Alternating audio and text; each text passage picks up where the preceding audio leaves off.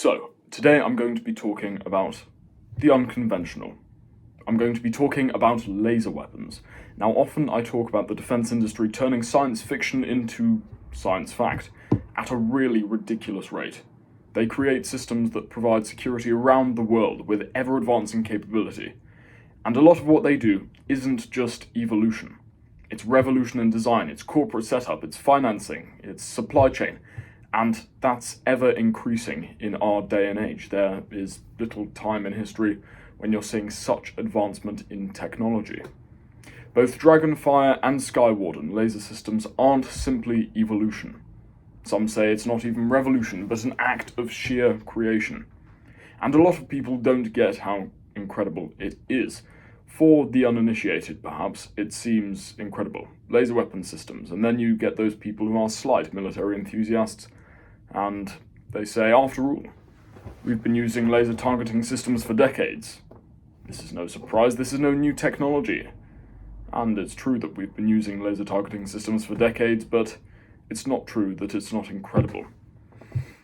Those things are designed to keep something on course, to provide forward information. If we're to compare it to something else, imagine it like a sonar system, something that torpedoes use, to track, to provide forward information, to target. Imagine if we could create a sonar system so focused, so powerful, that upon striking a submarine, a hole was melted in the hull, or the whole submarine just exploded, or all electronics on it were totally fried. The development of a system utilizing waves which can use this sort of intensity is really incredible, and it's not something to be scoffed at.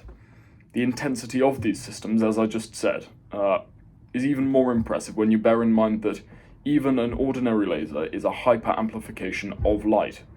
So it's not like sonar, it's already hyper-amplification. It's not just amplification in itself to make these laser weapon systems, but continual and enormous amplification of an already amplification. Laser in itself, after all, stands for light amplification by stimulated emission of radiation, after all. And for my American friends, I'll just remind you that stimulation does of course not begin with a Z, or what you might call a Z. In any case, laser weapon systems have been in continued development for a long time. A lot of countries have tried to make something. Nearly every nation that has a defense industry has basically had a crack at it and done that continually.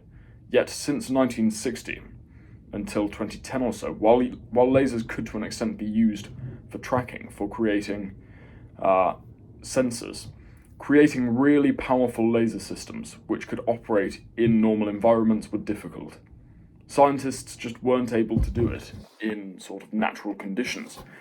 Generally, these really ultra-powerful lasers were utilized in lab conditions because they require either a vacuum or clean air to operate.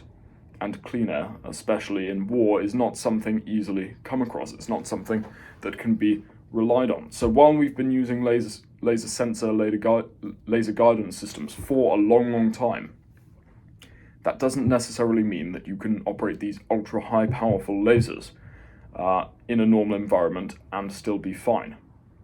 So clean air, which is the system that they would normally operate in a military environment, means or can't operate in a military environment because these are commonplace.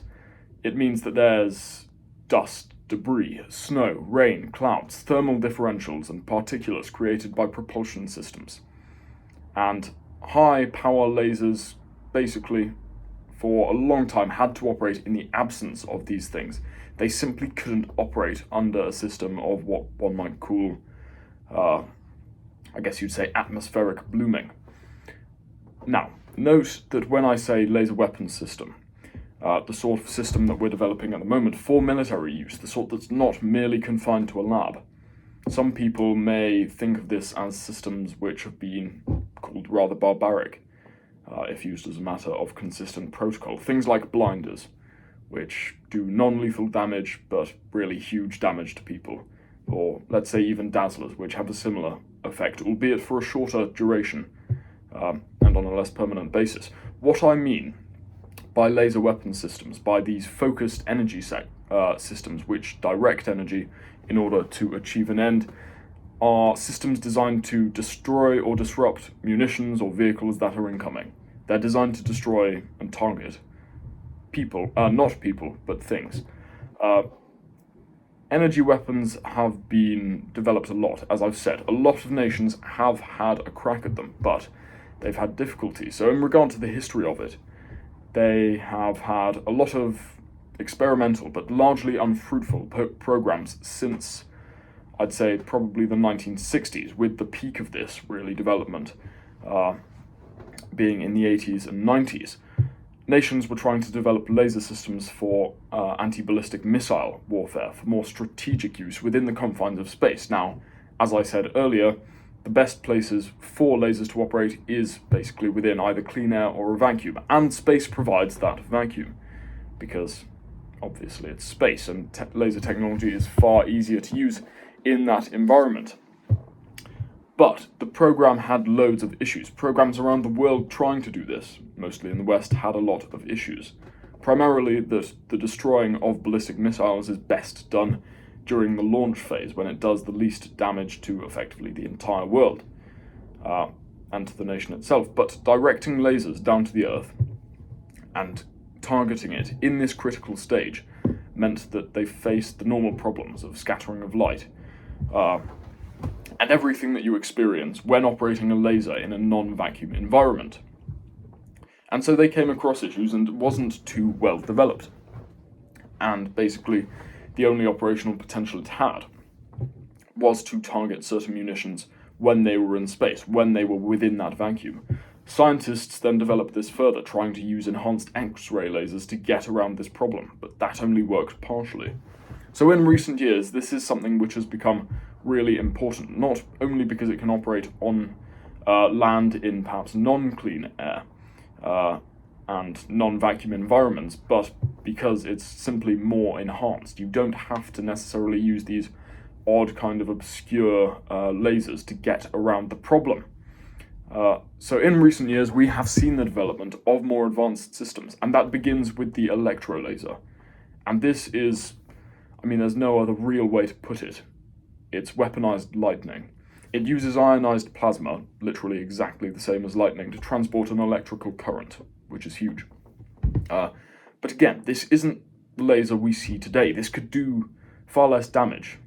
And while it did do damage, as lightning often does, what it was best used for was electronic warfare. Even the developers claimed that it was really just a heavy-duty stun gun. Now, what we're seeing today is far more advanced. It's better at disruption, it's better at destruction, which is a positive thing. DRAGONFIRE, initially developed by MBDA UK, Leonardo UK, and Kinetic, it's really given laser technology huge power. So what it is, it's a short-range air defense system, and it's placed on the surface of ships, and it uses directed energy in order to destroy smaller threats. It's not really exactly just point and shoot, though. It has modularity, which I have said is a rather important thing and is becoming increasingly important. So it fulfills a few roles. It can either dazzle, effectively, the thing it's trying to hit, generally vehicles. It can target sensors, totally disorientate any system. That's for munitions, UAS, planes, helicopters, fast boats. Although I must stress that it doesn't do this by blinding the operator, just the systems and sensors used. Or alternatively, rather than just disorientating them, it can also just full-on destroy them. But constant in both of these abilities is the ability to track, which also maximizes the precision of other systems used to take out these sort of threats.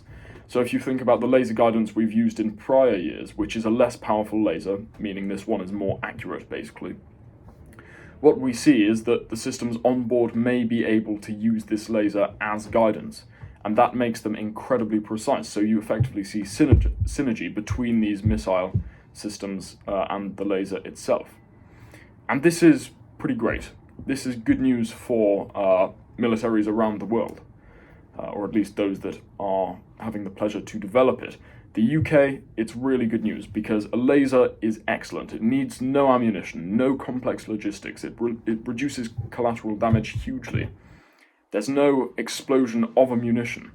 So when you actually hit something at short range, there is an explosion, and if you don't have that, that reduces the chance for blue-on-blue contact effectively, or blue-on-blue vessel. And what this means is that collateral damage, collateral risk is hugely reduced, even for assets that are already in the air, which means that ships can utilize more UAS. It's just better overall. And this is really underappreciated for short-range systems. The reduction of collateral damage means higher operational capability. It means that potentially one could have more air power, close range, without the risk of damage by friendly munitions. Because the laser is just a futuristic, disorientating, destructive sniper rifle, with the most precision of anything we've really ever seen in regard to destructive and disorientating systems. Excuse me.